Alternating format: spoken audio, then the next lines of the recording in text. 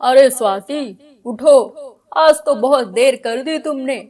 Mummy भी दरवाजा खटखटा कर गई है अभी।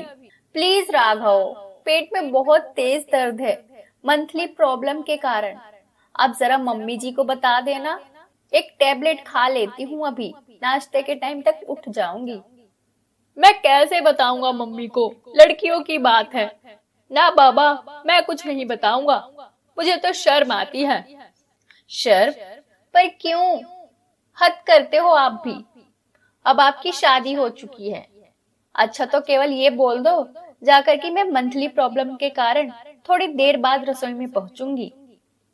ये पानी की बोतल देना, दवा खा लेती हूँ। बिना टेबलेट के उठ नहीं पाऊंगी। उतनी ही देर में राघव की मम्मी सुनीता जी वहां पहुंच गईं। स्वाति, क्या हुआ बच्चे? आज तो बड़ी देर लगा दी।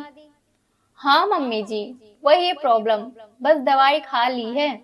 आधे घंटे में उठकर किचन में चली जाऊंगी। किचन में? ना ना, तुम किचन में कैसे जाओगी? इन दिनों में हमारे यहाँ किचन में नहीं जाते।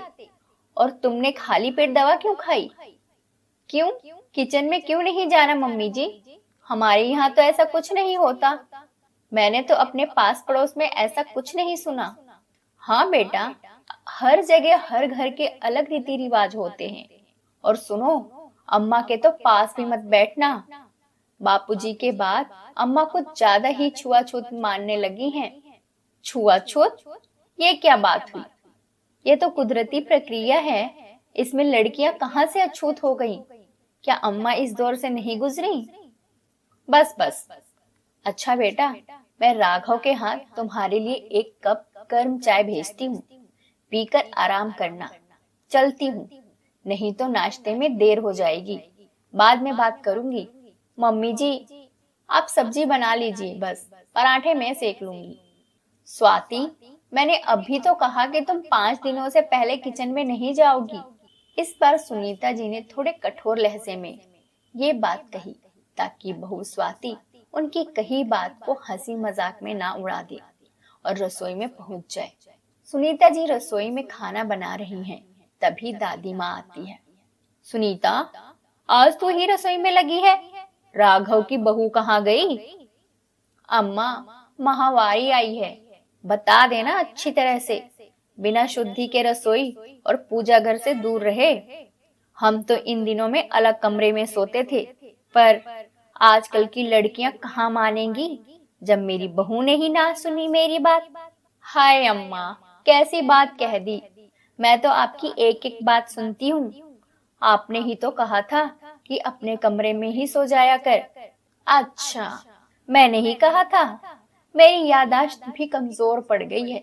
हाँ बहू, सच्ची सी बात है। पहले जितना परहेज ना निभ सकता। चल, बहू को कह दिए कि साफ सफाई का पूरा ध्यान रखे कमरे में। और इसे पोछा लगाने वाली, एक का नाम है इसका? शकुंतला। हाँ, शकुंतला को भी कह दिए कि राघव के कमरे में पोछा ना लगाए। बहू अलग पोछा मार लेगी। कहीं एक ही पोछा सारे घर में फिरा दे। इन काम वालियों का कुछ भरोसा नहीं। कई सालों बाद इन नियमों की बात हुई। अम्मा जी, आप चिंता मत करो। स्वाति को समझा दिया है और बचा खुचा आज ही बता दूंगी। राघव, ले बेटा, अपना टिफिन रख ले और देखकर बता दे कि स्वाति के दर्द में कुछ आराम हुआ क्या। नहा धोकर उसे भी नाश्ता कर लेना चाहिए। सुनीता, देख, ये स्वाति बरामदे में मेरी कुर्सी पर बैठी नाश्ता कर रही है। राम राम, सुबह से कह रही हूँ कि समझा दे। स्वाति, जा बेटा, अपने कमरे में जाकर खा ले। अम्मा, अभी नई है इस घर में, पहली बार नया माहौल देखा है। आप फिक्र ना करें, समझ जाएगी। शकुंतला आएगी ना, अभी कुर्सी की गद्दी का कवर अलग से हाथ से धुलवा दूंगी। मम्मी जी, आप तो खुद पढ़ी लिखी थी, आपको अम्मा की सारी बातें नहीं माननी चाहिए थी। देखो ना, अब मुझसे तो आप जितनी जी हजूरी नहीं हो पाएगी। मुझसे तो आप करवा लोगी सब बातों का पालन, पर कल को माधव की शादी होगी तो कोई लड़की नहीं मानेगी इन बातों को। अरे नहीं बेटा, धीरे धीरे आदत में शामिल हो जाएगी सारी बातें। बड़े बुजुर्गों की बातों को दिल से नहीं लगाना चाहिए। सुनीता जी ने अपनी बहू को कई तरह से समझाने की कोशिश की, पर स्वाति हर महीने तारीख आने के हफ्ते पहले ही चिड़चिड़ी हो जाती। बात बात पर राघव को अम्मा की कही बातों का उलाहना देती या मायके जाने की जिद करती। बिना बात के स्वाति और अम्मा के बीच एक शीत युद्ध छिड़ गया। स्वाति, एक कप चाय तो बना दे। कई दिन हो गए तेरे हाथ की चाय पिए बिना। आपने ही तो कमरे में कैद कर दिया था। 4 दिन पहले भी यही हाथ थे, आज कौन सा बदल गए हैं। और बड़बड़ाती स्वाति चाय बनाकर मेज पर रखाती। ए बहू स्वाति, कब तक हर महीने 4-5 दिन आराम करेगी? बेटा, पता नहीं कितनी सांसें बची है। मैं भी देख जाऊं अपनी अगली नस्ल को। मम्मी जी, अम्मा हर बात अपने तरीके से क्यों मनवाना चाहती हैं? पीरियड्स हो जाए तो कमरे में कैद होकर बैठ जाओ। अब नया फरमान सुना दिया है कि बच्चा पैदा करो।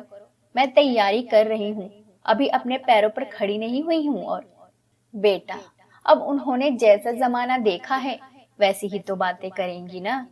ये केवल एक फासला है 2 पीढ़ियों का। अच्छा, मेरी बातें अटपटी लग रही हो तो अपनी मम्मी से पूछना, कभी अपनी दादी नानी के बारे में। स्वाति, पता नहीं कब तक अम्मा का साथ है। समय बदल रहा है, उनके बाद कौन क्या कहेगा। और हर महीने तुम क्यों इन दिनों को कैद समझती हो? आराम किया करो, मूवी देख लिया करो, अपने दोस्तों से बातें कर लिया करो या राघव के साथ घूम आया करो। यकीन मानो, अम्मा को इन बातों से बिल्कुल भी दिक्कत नहीं होगी। पीढ़ियों का फासला मिटाना कोई टेढ़ी खीर नहीं है। बस थोड़ी सी अलग सोच द्वारा सारी मुश्किलें दूर हो जाती हैं। बेटा, उस जमाने के हिसाब से सोच कर देख, जहां औरतों को सुबह से शाम तक चूल्हे चौके में लगे रहना पड़ता था। कम से कम इन दिनों के बहाने उन्हें थोड़ा आराम तो मिल जाता था। रियली मम्मी जी, मैंने तो इस तरह से सोचा ही नहीं कि 4-5 दिन किचन से छुट्टी, बस फरमाइशें। ये तो आपने अच्छा आइडिया दिया। तैयार हो जाइए मेरे लिए अपने हाथों के बने नए नए व्यंजन बनाने के लिए। सुनीता, आज तो लापसी खाने का जी कर रहा। हाँ अम्मा, मेरा भी मन लापसी खाने का है, पर मम्मी जी के हाथ की बनी नहीं, आपके हाथ से बनी हुई। सुनीता, जा स्टोर से बड़े लोहे की कढ़ाई निकाल के ला। स्वाति ने पहली बार कुछ बनाने को कहा मुझे, बना के खिलाऊंगी। ये कहते सुनते ही दोनों सास बहू खिलखिला उठी और कितनी आसानी से स्वाति को एक घुटन भरे रिश्ते से आखिर आजादी मिल गई।